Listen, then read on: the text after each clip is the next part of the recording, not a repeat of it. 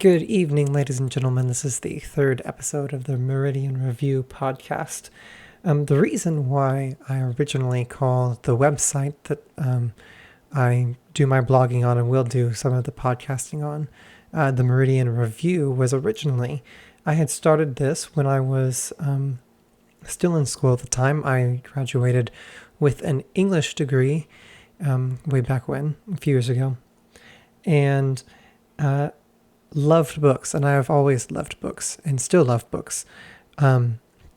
As of right now, I've been trying very hard to be reading much more avidly and have been quite successful in that. I've been averaging around 3 or 4 books a week.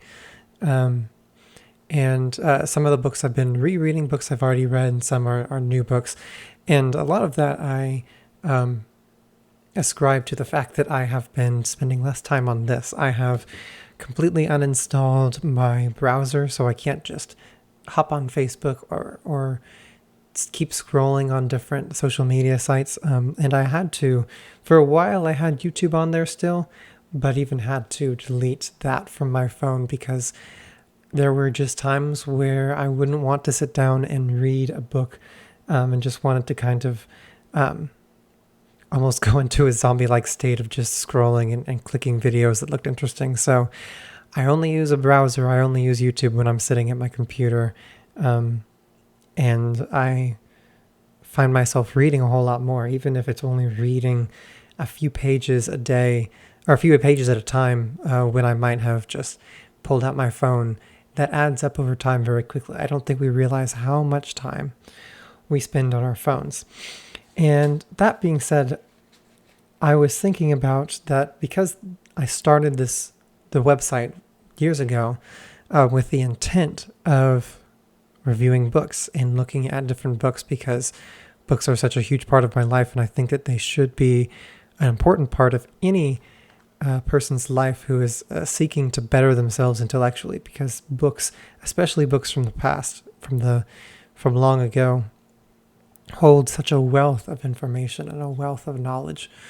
I thought it would be appropriate also here to start talking about books. And there are some instances where I think it would be great to talk about books with other people, because I know many other people that love to talk about books.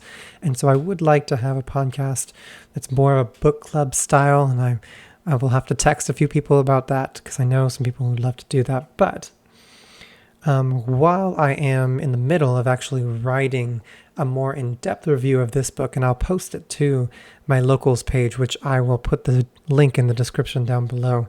While I'm writing that, I thought it would be nice to have a more initial or introductory issue of thoughts for the book that I'm writing that on. And that book is a book that I got on the recommendation of several people from my church, including my pastor, which is this book right here. It is Robert Louis Dabney's 4 of his essays in this book called Dabney on Fire. The book is merely 4 different essays of his that cover 4 different topics that are quite pertinent to today. And who is Robert Louis Dabney, or R.L. Dabney, as he went by in some of his publications? He's a Reformed theologian and a Reformed pastor, and a Reformed thinker, because he didn't just deal with theology; he also dealt with topics that we would now consider more philosophy and politics. Although he would have written them under public theology, because he did not divorce God and theology from any of his writing, which I would dare say that any modern Christian political or philosophical writer or thinker, they should not do that either. God is the source of all types of thought and all truth, and therefore, as we go about go in any field to do our work, we should do it as unto the Lord and do it with Him and His Word as the foundation of it. And so here, this is actually some of his thoughts on some more philosophical and political or even practical areas of life. So the 4, but let me speak to his life a little bit first. He was a theologian in the 17th century, or not 19th century, excuse me, South. He was a chaplain in the war. He actually was under Stonewall Jackson, I believe it was. I think he wrote one of the, if not the oldest surviving biography of Stonewall Jackson. He was a pastor before and after. He also was a theology professor at a seminary. He actually started a seminary in Austin, Texas, and was a pastor in the Southern Presbyterian Church at the time, a denomination that no longer exists. It has since melded with the PCUSA. But he had many different views, many of which I very strongly agree with, and some of which I do not agree with. But he was a very gifted writer, a very gifted thinker. And especially in a time right now when we are dealing with cancel culture, when we are dealing with tearing down statues of Confederates and some who are not Confederates, why would you want to hear me talk about a Confederate theologian who was a Confederate soldier or chaplain in the army, and then one who then later stuck with the South and defended the South and defended her form of slavery, even though even I would say the Southern form of slavery is not scripturally defensible at all. And I think, and before we get into this, because I want to kind of give an introductory look into these 4 essays before you can read my more in-depth analysis of them that I'll post sometime next week. We can't ignore what people of the past had to say just because they held views that are wrong or that we believe to be wrong. And I say both of those very intentionally, because while, yes, I believe the Southern form of slavery to be anti-biblical and therefore wrong, I am not so naive as to think that there are not certain things that I also hold that are wrong and are anti-scriptural. And that part of me looking back on this man and his views and his life, in my interpretation of it, is not just due to my scriptural or my Christian understanding. It could also very well be due to my more modern understanding of everything, right? And I say that to be self-critical, right? I mean, as sinners, we are caught in a time and a context, and we tend to go with more modern prevailing theories on morals and ethics and politics and philosophy and theology.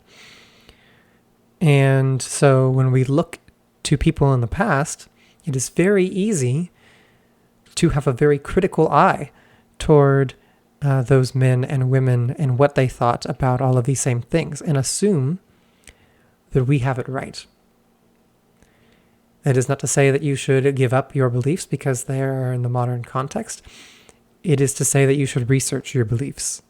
It is to say you should constantly be going back to the scriptures to test your beliefs, because it is such an easy trap to fall into any kind of tradition, be it something specific to your denomination, right? Something specific to your location, your culture, where you grew up. Something specific to your family. Traditions can creep in from anywhere, and if these traditions are not founded in Christian principles and scriptural principles, they can lead us away from the proper understanding of the world, of theology, of God, of us, of sin, of all of these different things. And so we have to be careful of that. We have to watch that at every step. And I think a very good way to watch that is to read those from different eras, to read those with whom we might disagree, with whom we may disagree vehemently, and see what we can glean from what their understanding of the world was, what their understanding of man and God and sin and human behavior and all of these different things were.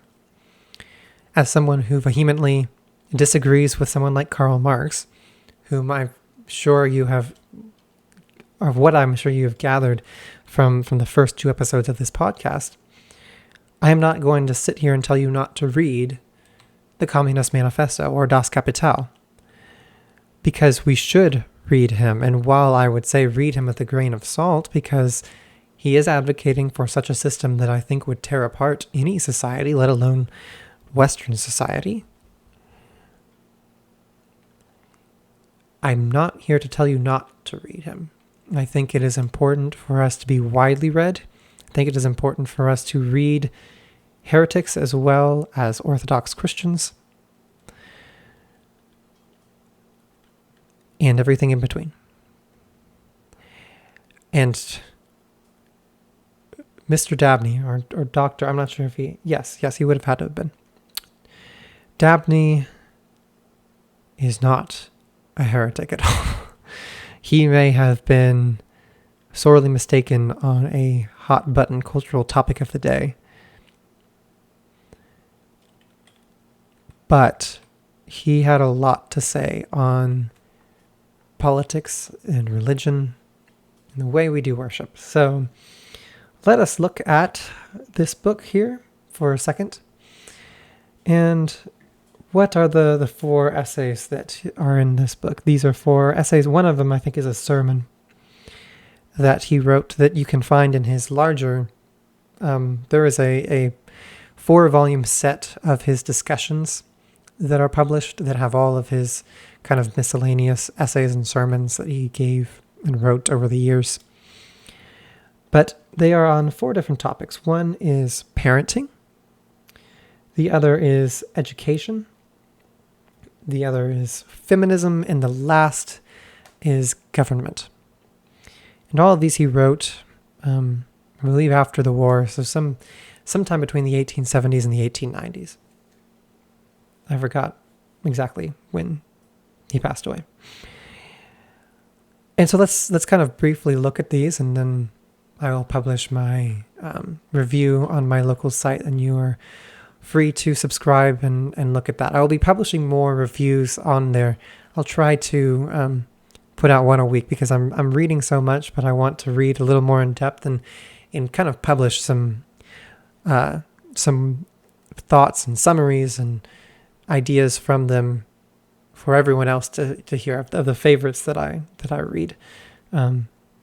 Partly so that way, if there is something that I glean that you may not want necessarily to sit down and read the whole thing, that I can impart that some of the ideas to you, how it could apply to you in your context. But also maybe to encourage you to read some books that are not so popular or not so talked about, just to point you to some good resources. And this is a good resource. This is, despite what he may have thought on slavery, this is a very good resource, and he has some very timely things to say. So the first essay that he talks about here is his essay on parenting. And he talks a lot about how he kind of opens the discussion talking about how parenting is unique to the human race as it relates to more angelic beings, that this was something that set man apart from the angels, that he could have offspring and he could teach his offspring to glory in the creation that God had given and glory in God himself and worshiping him.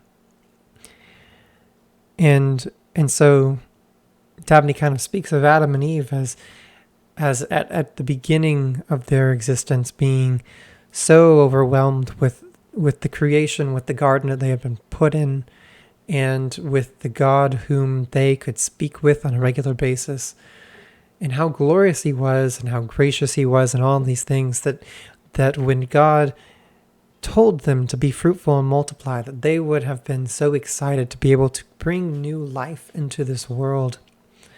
and to be able to teach them to do the same, to enjoy the same notion of glorying in God, of glorifying God, right? And so he brings this up to show how important it is to be a parent, that to parent a child is one of, if not the highest calling that a man or woman could have. That this is the way that we, one of the biggest ways, not to neglect or discount evangelism, but it is one way that we further the Christian religion, that we further the worshiping of the one true God throughout the earth. And this is actually fairly scriptural. Let me actually read the scripture that he has at the front of this one. And he says here in Malachi 4:6,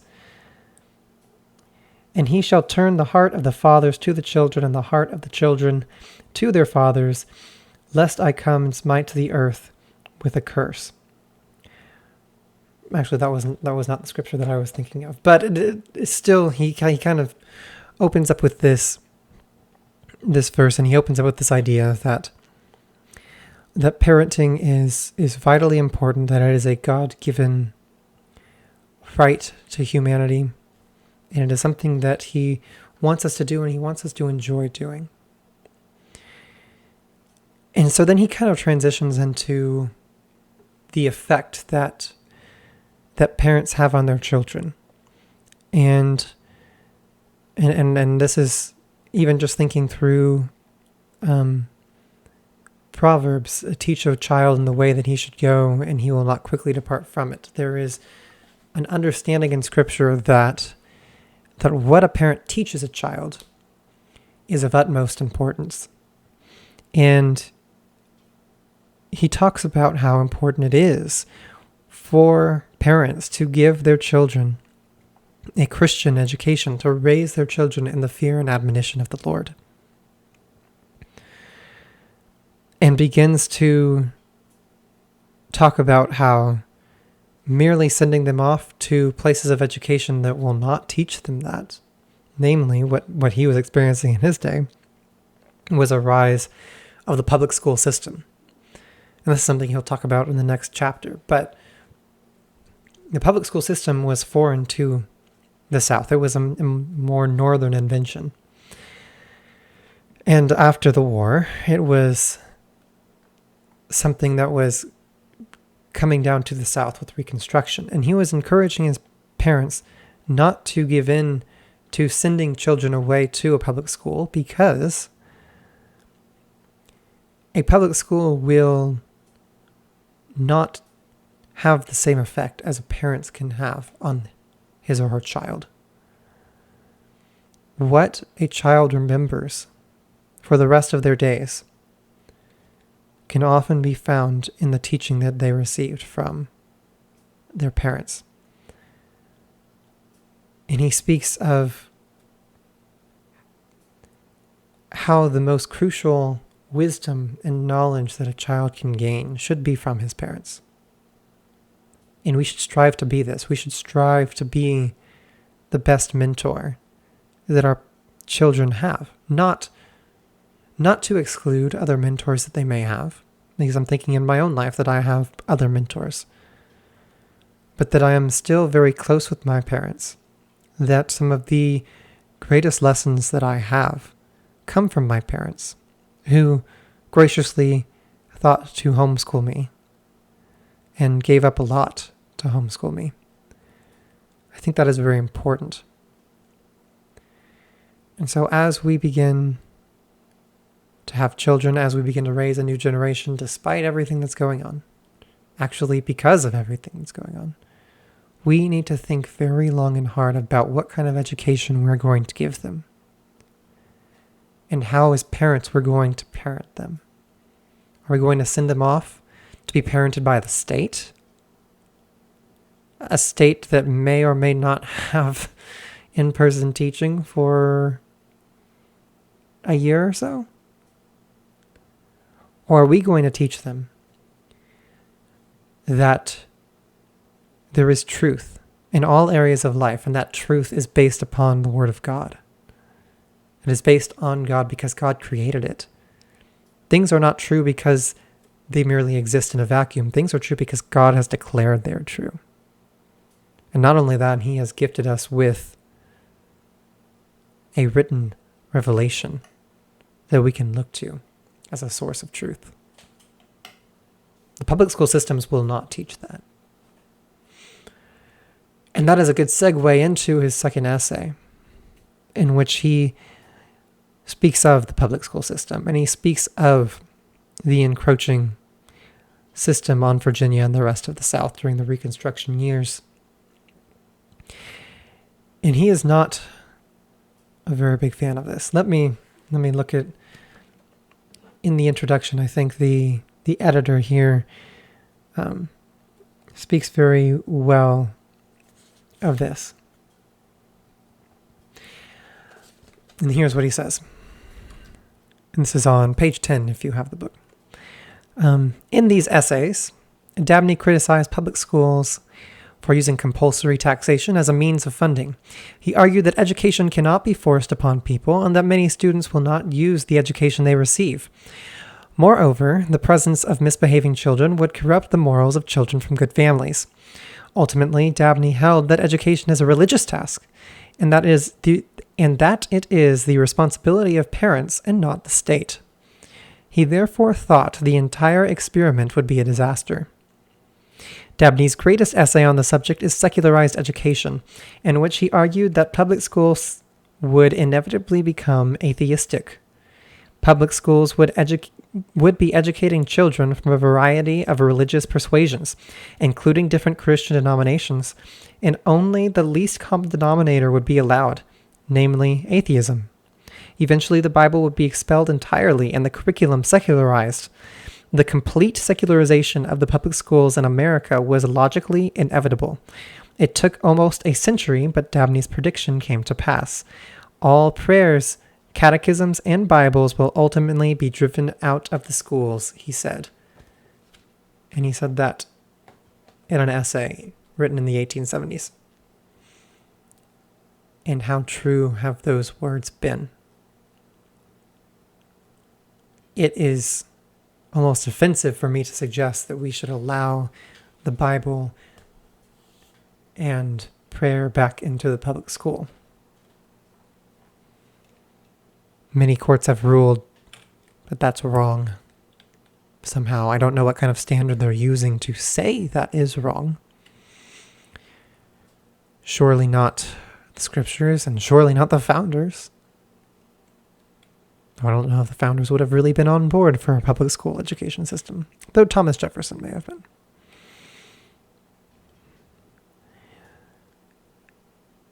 And so as we think through what we have allowed our government to do with education, we have to think, are we willing to allow them to do this with our children? Allow them to have what is more or less an atheistic education, a godless education that does not acknowledge God as the source of all truth. And this is what we are forced to pay for through the taxation of our land. Or will we begin to see education as something mandated by God to the parents? That the parents were intended to be the main source of education. And this is something is talked about a lot in the Torah, in the first 5 books of the New Testament, or the Old Testament, especially in Deuteronomy.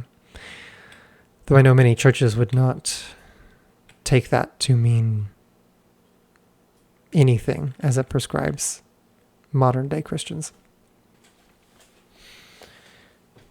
And yet, they are completely okay with funding and sending kids to a public school system that has trained many children to be both receptible to the college program that is turning out Marxists and merely just being receptible to the ideas that are causing people to riot in the streets and burn shops and police stations and tear down statues and all of the rest.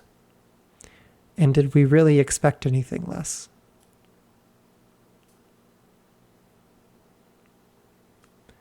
Did we really expect a school system that had to play to the lowest common denominator would really take a place of neutrality? Neutrality is not possible.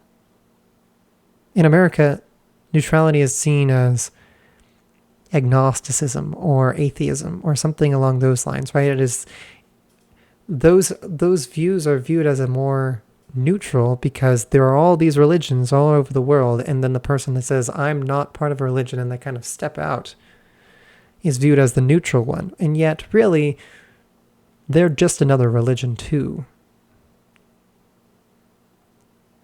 You can't have a neutral position, especially when you're teaching a child not just math, but science and English and philosophy and politics. And they have to be taught religion. They will be religious in some sense of the word. And so as a Christian, do you really think that if you could send your kid over to the school system to be taught 6 hours a day, 5 days a week, that you will really be able to win them with church 2 hours a week? Or that you'll be vigilant enough to train them after work and after school every night enough to counteract everything they're learning 6 hours a day, 5 days a week for 12 years. It pays a toll. And then you're going to have to send them off to 4 years of college. Heaven knows what they're going to be taught there. And that's at that point, it's too late. You've sent them. They're gone. They're their own person. And the professors there are all too ready to be far more influential on them than you might think, however smart you think that they are. And I say this from experience, having gone to a Christian college.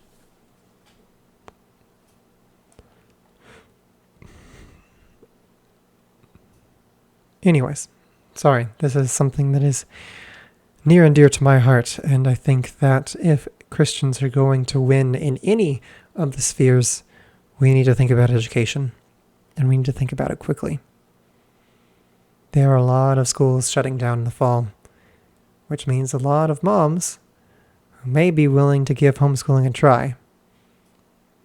For us that have that kind of experience, are we willing to encourage them? Are we ready to help them where they need? Be there for them? I sure hope so. If we can beat the public school system through homeschooling, let's do it. It's time to fight. It's time to put our money where our mouth is on some of this stuff. Thirdly, we have an essay here on what he calls the women's rights women. He has a lot of thoughts on them, and I'm not sure how much I agree on some of them or where. I mean, he's fighting against, in the 1890s, I believe this was when this essay was written. He's speaking to what we would call the first wave of feminism, and that's something that I think a lot of people, conservatives to liberals, no matter what political persuasion you are now, kind of look fondly back on, because those were the women that were reasonable. They're not the crazy, intersectional, transgender, lesbian, gay, all of the other acronyms that they want to blend into feminism. They all they wanted was the vote, right? All they wanted was the vote. And in this, I will have to, as I write my more in-depth analysis of it, I can kind of show what he was saying.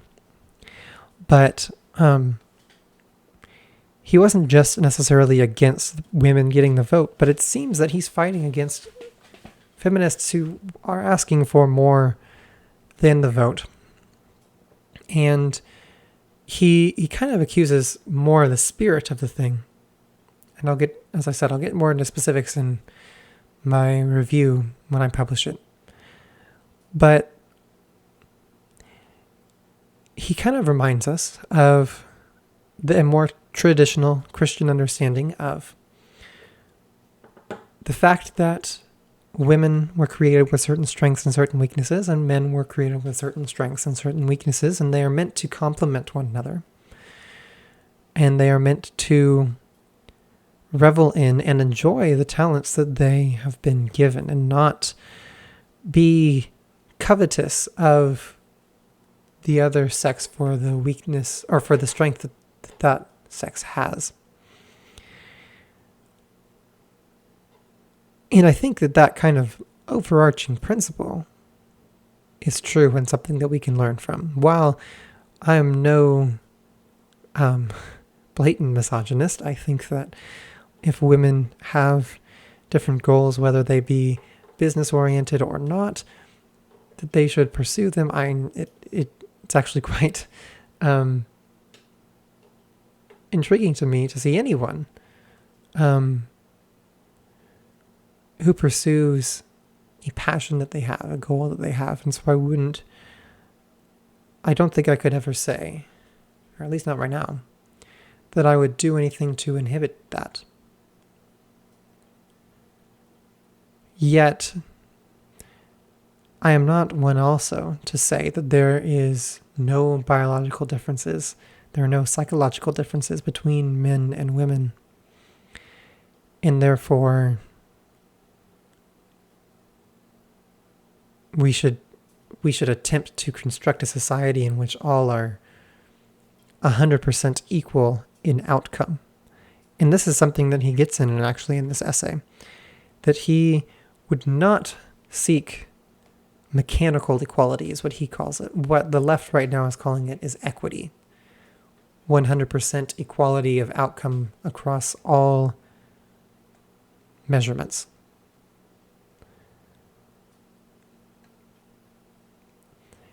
And so, I think that is something that we can get behind. We should encourage women not to be, I would say, either unnaturally afraid to do things.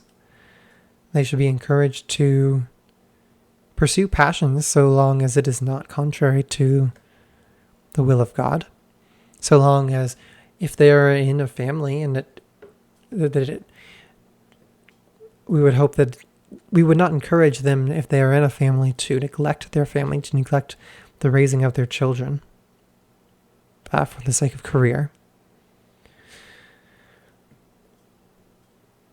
Because we don't want just the equality of outcome that the left wants, that many secularists want. We want equality under the law. We want equality of opportunity in a sense. Opportunity in that the law does not unnaturally bias itself against women or against men, but that it hinders neither in their pursuit of life, liberty, and property. And as of right now, that's where I'm going to stand. But I'm going to agree with Dabney that mechanical equality is not something that we should ever seek. In seeking, we would have to reconstruct a society in such a way that we would destroy it in the process. But I still do think it is true that men and women have different talents and complement one another in such a way that we should encourage them to seek to use their talents to complement one another and to be a team. Marriage is a good, healthy, and righteous thing that God has ordained since the beginning of creation. It is something that we should encourage and seek for ourselves to foster in a healthy manner. It is not to say that singleness is wrong, but marriage is a good thing. It is right and good and pleasing in the sight of the Lord. And the last essay here that we have is his view on government. And his view on government is actually quite balanced. And I think one that we need to be reminded of as Christians. That on the one hand, he said, when he's thinking through a theory of power, where does power come from? Where does authority come from? And who ought to be the one with that power?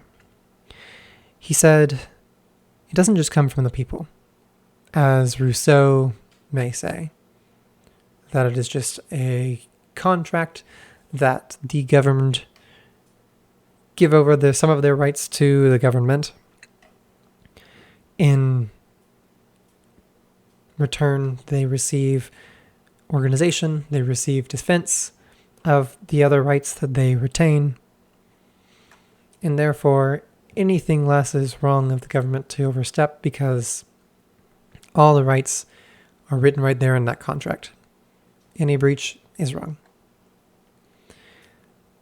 That, I think, is very naive to say that it's just a contractual kind of thing. And Dabney is saying this too, that it is not just the consent of the government that makes the government worthy of being a government, that gives them authority in our lives. But on the other hand, he's also not saying that the kings of Europe were divinely given their right to rule. And notice what he's saying. He's actually showing the same attack on both sides. That power does not originate in man. If an elected body were to say, we say that this is right in America, and therefore it is right in America, that would not make it right necessarily. Just as King George III in late 18th century England cannot just say, I say that this is right, and it be right. In fact, no man can say, this is right, and then it becomes right.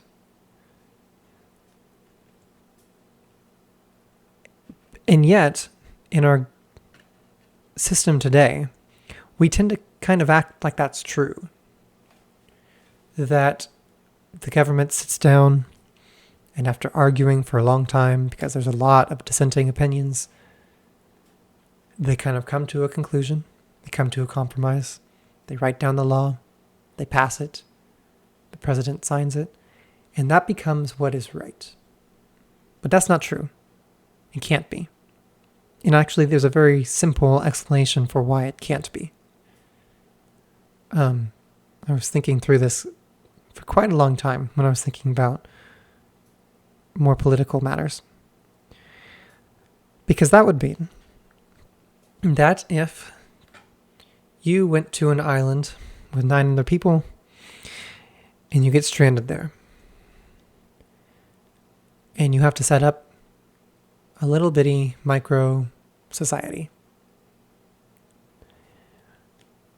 And y'all say, okay, well, we are going to vote on what we do. And everyone's like, okay, sounds good. And the first thing they do is they vote 9-1 to kill you. Does that make it right? The answer is no. Can't. But if you have either of these two theories of power, whether by the consent of the government or the inherent authority that those in government already have, you'd have to say yes. right? What if all 10 of you elected unanimously a king, and then he said, okay, I'm going to kill you? That still doesn't make it right. The same can be said if the 9 just voted to steal all of your possessions, all of your food, clothing, money, although I don't know how good the money would be on this stranded island. Or if the king decided, if y'all elected a king and he decided to steal everything from you. We all know that that's wrong. And yet I would argue that when it happens in America, in Congress, we don't acknowledge that it's wrong. When they tax us, 40%, 4 times the tithe,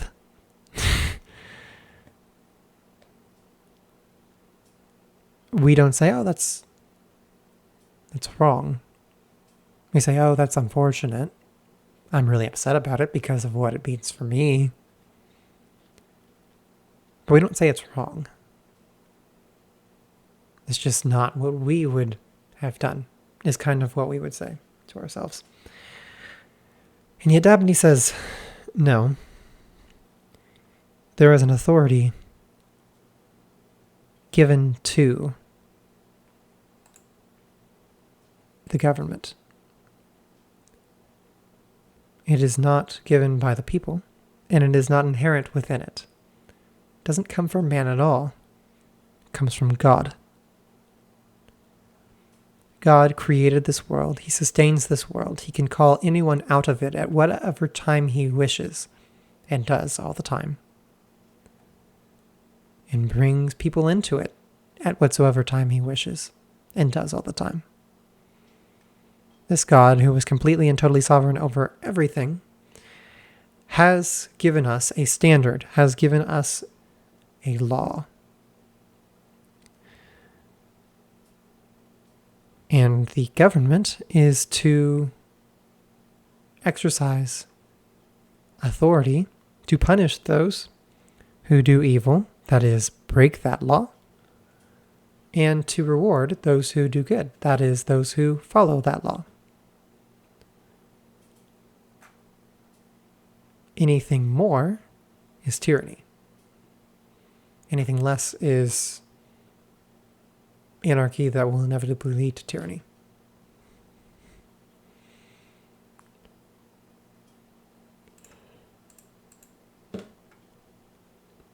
And so as we think through government, and this is actually something that's very challenging, and I realize that most Americans, it takes a long time to wrap their head around.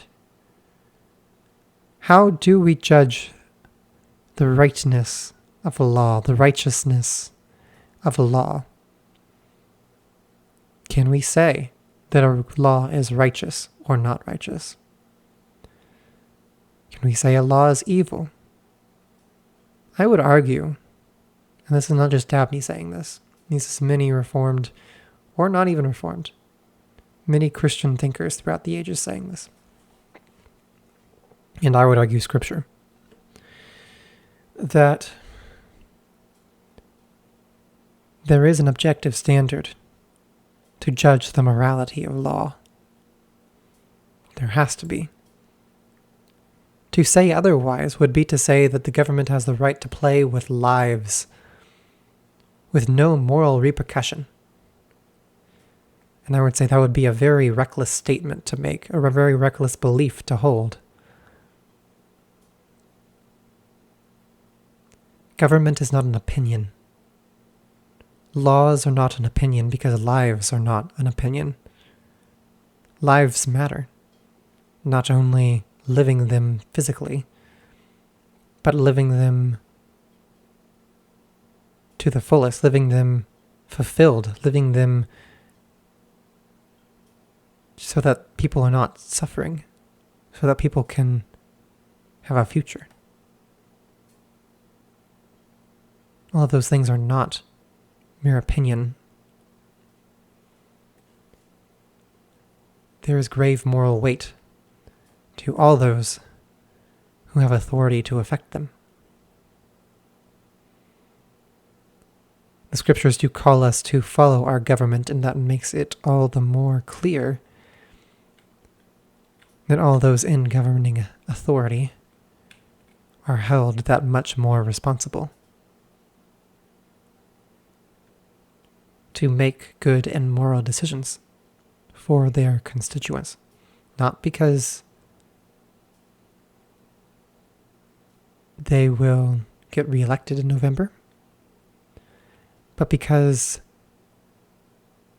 it is right and good and proper to do so, and not to do so would be vile, perverted, and evil.